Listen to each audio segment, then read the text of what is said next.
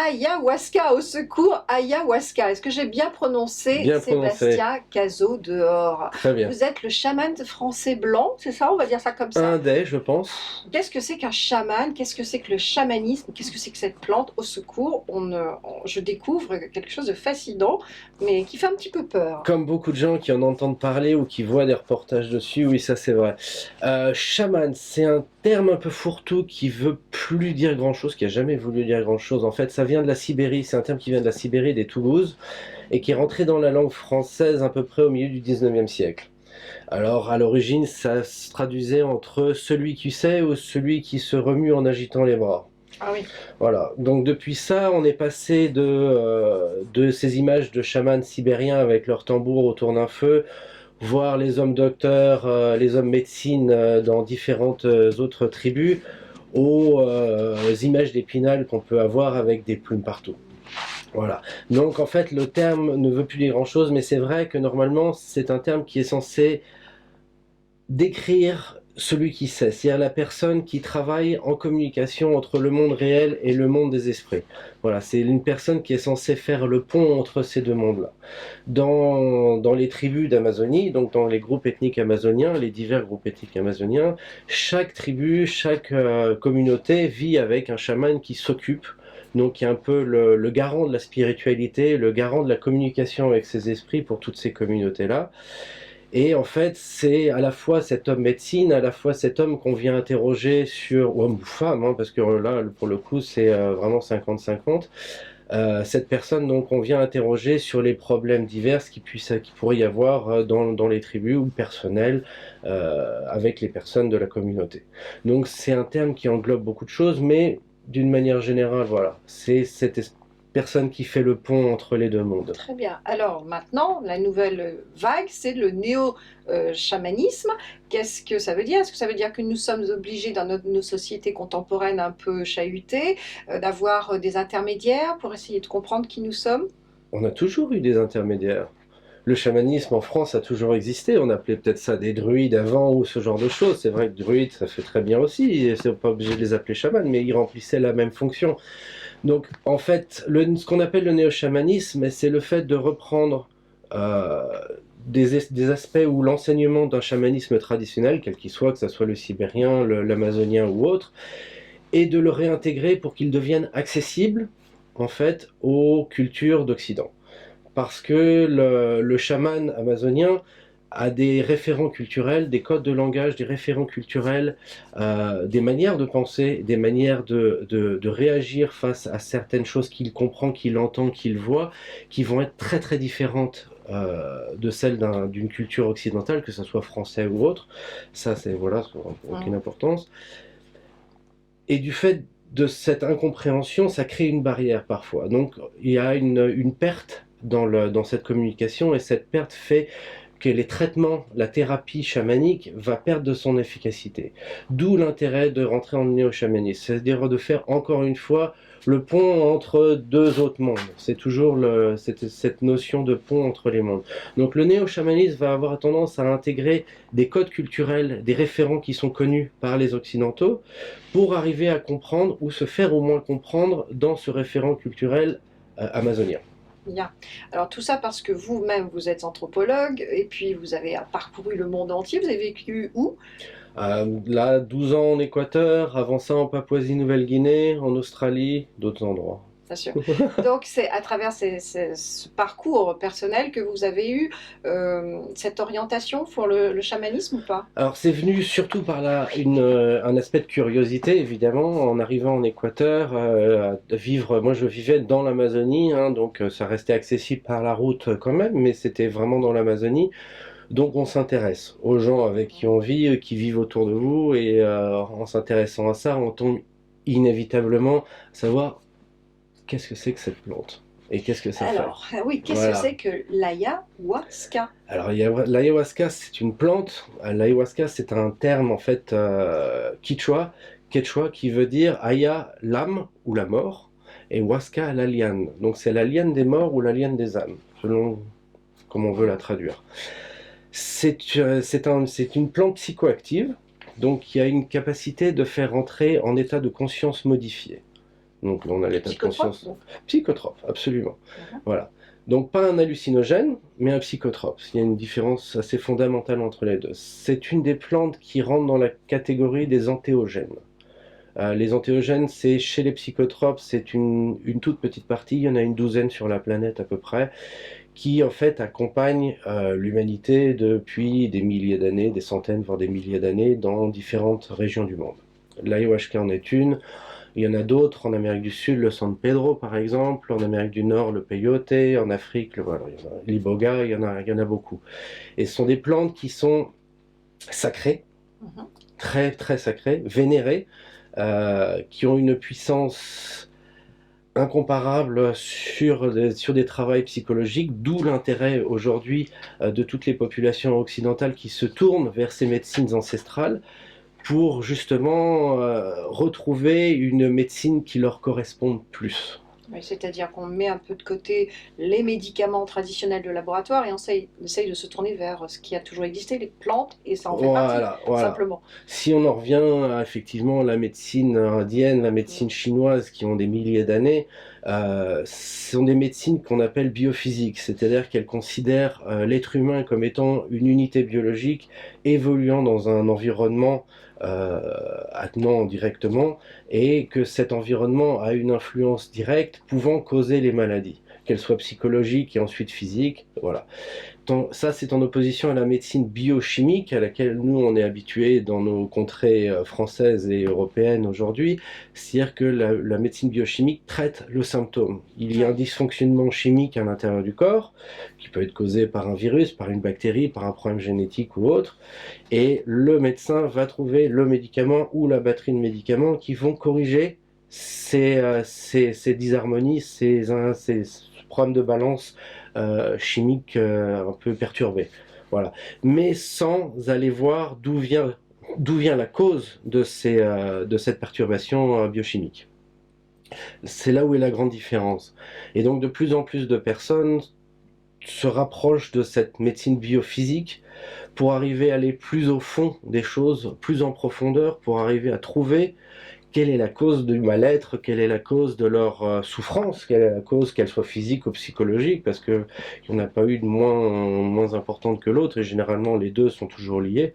Donc on se tourne de plus en plus vers ces médecines biophysiques, donc ces médecines ancestrales. Alors, quelles sont les vertus de cette plante? Si on en prend, est-ce que cela permet de faire ressortir des émotions ou des sensations ou des mots, peut-être, des mots MAUX, qui peuvent être identifiés après, c'est ça? Alors, elle fait partie des entéogènes, c'est une plante Mhm. psychotrope, donc qui est capable d'altérer l'état de conscience d'une personne. Le principal actif à ce niveau-là, c'est de faire tomber cette espèce de mur qu'on a en conscience normale, qui sépare la conscience de tout le reste. Mhm. Il faut savoir que notre conscience tient dans notre néocortex, cette espèce de partie très très grosse de cerveau dont on est très très fier, et fait le mur entre cette partie-là et donc tout notre cerveau ancien, reptilien, etc., qu'on a hérité des animaux. Donc on a hérité de ces cerveaux-là, avec tous les programmes de fonctionnement biologique qui vont avec, mais on a un mur qui sépare les deux. C'est-à-dire que la communication se fait très difficilement entre les deux. Quand on rêve la nuit, le mur se fissure légèrement, il y a tout un tas de messages qui passent et parfois on se dit « j'ai rien compris ». Ça n'avait aucun sens, j'ai rêvé de choses comme ça, j'ai vu des images, je ne comprenais absolument pas, c'était complètement délirant, je n'ai rien compris. Parce que la conscience n'a pas forcément la capacité de comprendre notre inconscient. D'où l'intérêt d'aller voir effectivement des thérapeutes parfois qui vont décoder ses rêves, pourquoi pas, ou ce genre de choses, ou l'hypnose, ou tout ce genre de choses. L'ayahuasca prend le mur et le fait tomber. C'est-à-dire que le mur disparaît. Et là, effectivement, le travail qui va se passer, c'est que le subconscient va prendre les rênes. Donc la conscience est reléguée dans un petit coin, puisqu'en fait, elle ne représente pas grand-chose, contrairement à ce qu'on aimerait penser dans nos vies. L'inconscient et le subconscient vont prendre les rênes, mais ce coup-ci avec le décodeur. C'est-à-dire qu'on devient capable de comprendre tous ces messages, tout ce qu'il a eu envie de nous dire en disant toutes ces mémoires réprimées parfois, ce genre de choses, c'est lui qui va travailler comme ça. Donc il va travailler avec différentes parties du cerveau, le néocortex, l'insula par exemple pour toutes les parties émotionnelles, et mettre toutes ces parties-là en relation les unes avec les autres pour arriver à faire un travail extrêmement profond. Donc, il va être utilisé à des fins médicales, thérapeutiques, dans des hôpitaux par exemple en France. On peut envisager déjà cela ou on est encore... c'est envisagé et c'est déjà fait dans certains endroits, mais ça reste quelque chose de très anecdotique puisque dans la plupart des pays, l'ayahuasca est encore interdite. Et oui. Voilà. Alors, beaucoup ont posé la question de pourquoi interdire ces plantes psychotropes comme l'ayahuasca, ancestrales en plus, sachant que ça fonctionne très bien et que beaucoup de médecins s'y intéressent beaucoup, notamment sur les problèmes de mémoire et d'Alzheimer par exemple, ou ce genre de choses. L'intérêt reste qu'il y a une certaine pertinence à l'avoir interdite, puisqu'elle comprend quand même des dangers. Danger physique, non, pas vraiment, puisqu'il ne peut pas y avoir d'overdose physique avec l'ayahuasca, puisque c'est des plantes, sont des molécules que notre corps et notre cerveau fabriquent naturellement. Ah, en plus. C'est aussi le principe des entéogènes, voilà. C'est le même principe. Donc oui, c'est un triumvirat entre la sérotonine, la DMT et l'IRMAO. Voilà. Donc, ce sont des plantes, sont des molécules qui sont... J'en ai pas pris, mais... Ça bouillonne, on les produit dans le corps naturellement. Ce sont des choses, des molécules auxquelles notre corps est habitué, notre cerveau est habitué, connaît depuis très longtemps, a toujours connu, on a les récepteurs pour, donc c'est quelque chose de très naturel. Donc, du côté physique, il n'y a pas de grand danger. Mais... c'est rentrer dans la cuisine de la nature, se dire qu'on va pouvoir prendre de l'ayahuasca, on va pouvoir prendre un petit peu de cette plante-là, mettre tout dans une casserole, faire bouillir, voir ce qui se passe, et on en boit et on voit. Le problème, c'est que les dosages peuvent être parfois très très violents, et donc si on ne risque pas une overdose physique, on peut risquer une overdose psychologique.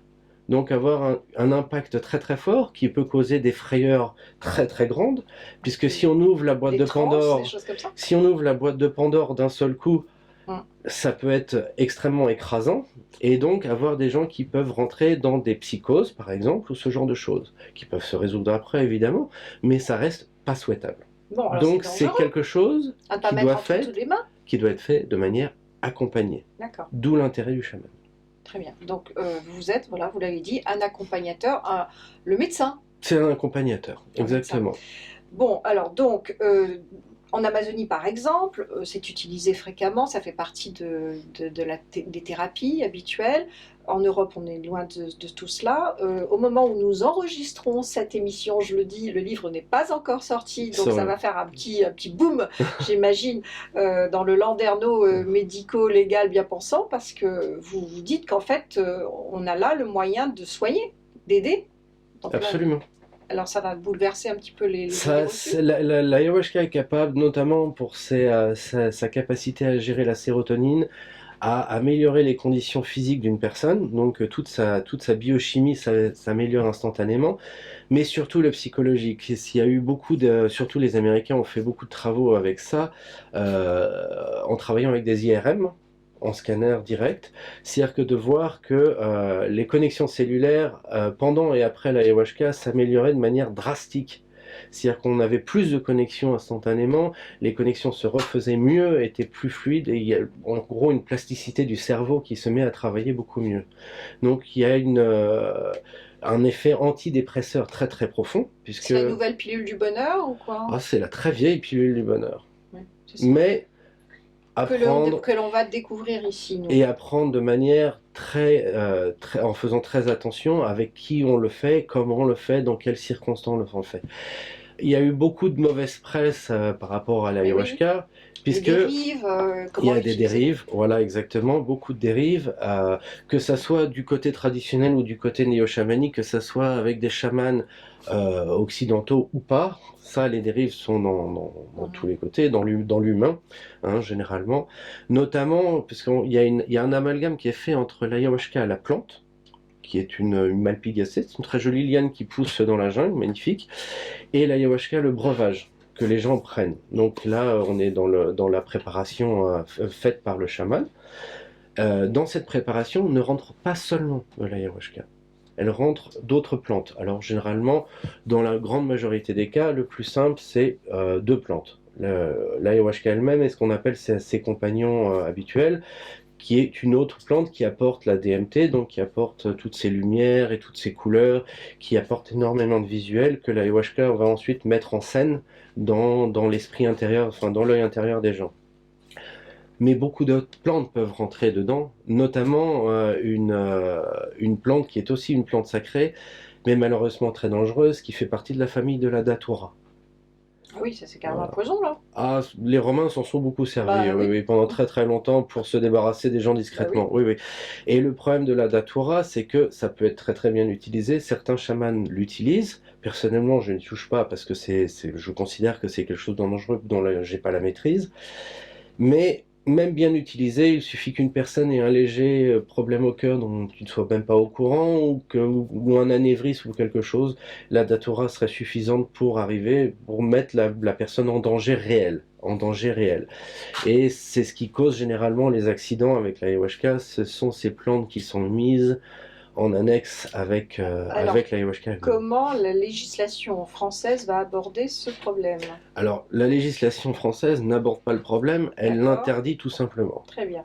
C'est ce qu'on C'est vrai appelle, qu'avec le cannabis, on n'en est pas encore sorti, alors voilà, c'est ce qu'on appelle, et ce que j'ai encore une fois que je trouve qui est très sensé, ce qu'on appelle le principe de précaution. Et le principe de précaution, c'est quelque chose de très franco-français, mais très intelligent aussi, donc, voilà, il faut le dire aussi, et qui dit qu'on ne sait pas, donc on interdit et on verra plus tard. Bon. Donc c'est quelque chose qui s'explique très bien, mais effectivement dans l'état des connaissances actuelles en France, il n'y a pas assez d'avancées pour permettre justement une régularisation correcte. Ça peut tout à fait se faire, ça c'est même pas très compliqué, mais il faut que ce soit fait. Alors, est-ce que c'est pas dangereux de craindre, enfin, on peut craindre qu'on peut vous assimiler à un gourou, à un manipulateur, quelqu'un qui, à travers ces substances, va détourner la personne de son droit chemin et de son comportement personnel? Alors détourner la personne de son droit chemin, c'est généralement la raison pour Le but, laquelle ils viennent. c'est le but. C'est le but recherché. Ouais. Généralement, les personnes viennent vers l'ayahuasca parce qu'ils veulent changer quelque chose dans leur vie, parce qu'il y a quelque chose qui ne tourne pas rond. La beauté de l'ayahuasca, c'est que le travail se fait de la personne avec la plante. Le chaman, dans ces cas-là, n'est qu'un accompagnateur. C'est la personne qui va être là pour surveiller que tout se passe bien dans la relation entre la plante, parce que ça se passe la nuit généralement, parce qu'on voit beaucoup mieux de nuit, parce qu'on ne voit Donc, pas alors, avec nos yeux, on voit toujours avec le cerveau. expliquez-moi, la personne vient vous voir et se confie, enfin, se livre à vous. Qu'est-ce que vous faites? Comment vous entreprenez la Alors, séance? quand on vient pour, par exemple, que ce soit une retraite de quelques jours ou juste une cérémonie, donc on est en Équateur, voilà, la personne s'installe, on définit avec elle tout un travail d'accompagnement, c'est-à-dire un travail sur les problématiques de la personne qu'elle voudrait voir résoudre petit à petit ou un point en particulier ou un point plus général. Donc le travail se fait d'accompagnement avant, pour définir cela. Ensuite, viennent les cérémonies elles-mêmes. Les cérémonies se passent dans le noir total. C'est-à-dire qu'on est la nuit, dans la jungle, dans ce qu'on appelle une maloca, qui est une très grande hutte traditionnelle, dans laquelle on peut s'asseoir ou s'allonger. Généralement, si on est confortable, c'est pas plus mal. Et il y a une prise de ce breuvage qui est une toute petite Oui, quantité de liquide. petite coupelle, enfin. Voilà, c'est pas bon du tout, mais c'est pas c'est comme tous les médicaments, ça n'a pas forcément goût. On n'a toujours pas trouvé comment le faire goût à la fraise, mais peut-être voilà. Une prise de ce liquide qui va agir après dans le corps en moins d'une heure, trois quarts d'heure à peu près, le temps que ça passe dans le système digestif et que ça rentre dans le sang et que ça passe dans le cerveau et que ensuite le travail commence. Alors le travail va s'équilibrer entre ces trois molécules, donc l'IRMAO qui appartient à l'ayahuasca, la DMT qui appartient à sa compagnon et la sérotonine qu'on fabrique nous. Voilà, qu'on fabrique nous. Donc c'est une communication, enfin un opéra qui va se dérouler sous la conduite de l'ayahuasca elle-même. C'est elle qui est la chef d'orchestre. Le chaman n'est que là pour accompagner les personnes et le groupe, ça dépend s'il y a plusieurs personnes, pour en contrôler les énergies qui sont extrêmement forte pendant ces cérémonies-là, puisque ça fait appel à cette plante qui est ancestrale et qui est d'une puissance phénoménale, et les énergies des personnes entre elles. Voilà. Donc c'est un chef d'orchestre, mais légèrement en retrait quand même. Tout l'opéra, toute cette symphonie va se dérouler en intérieur, jusqu'à une partie de la nuit où l'ayahuasca va commencer à se calmer, c'est-à-dire que la personne a consommé la grande partie des molécules contenues dans le breuvage, les choses vont commencer à se calmer, et ensuite la personne viendra voir le chaman pour discuter de ce qui s'est vu. Parce que dans toutes ces visions, il y a beaucoup de choses. Il y a beaucoup de choses qu'on voit, il y a beaucoup de choses qu'on ressent, et il y a beaucoup de tri à faire parfois entre ce que les personnes vont projeter, en disant par exemple j'ai vu mon père ou ma grand-mère ou je ne sais pas qui dans ma famille qui m'envoyait des choses monstrueuses. Ça ne veut pas dire que la personne lui envoie des choses monstrueuses, ça ne fait que traduire le ressenti de cette personne sur ce qu'elle pense recevoir de d'autres personnes dans sa famille ou collègues ou autres. Donc ça, on est dans les projections. Donc il faut remettre les choses dans l'ordre. Ce ne sont pas des choses qui sont des attaques qui sont personnelles, ça c'est des projections par exemple. On est dans un état de conscience Modifié. modifié. Toujours. Un peu comme l'hypnose alors. On peut Là, quand on arrive à ces moments-là, oui, ça pourrait s'assimiler à de l'hypnose, parce qu'on est redescendu suffisamment. Mais les premières heures, non, c'est beaucoup, beaucoup, beaucoup plus haut. Bon, j'espère qu'on n'a pas, enfin qu'on a essayé d'aborder un petit peu le sujet. On va lire ce livre parce que, comme je le dis, je l'ai pas lu. Hein, c'est un monde tout à fait nouveau à découvrir. Merci pour Avec ces plaisir, éclairages. merci à toi. Et puis on en reparlera hein, peut-être. Merci beaucoup, Sébastien. Merci beaucoup.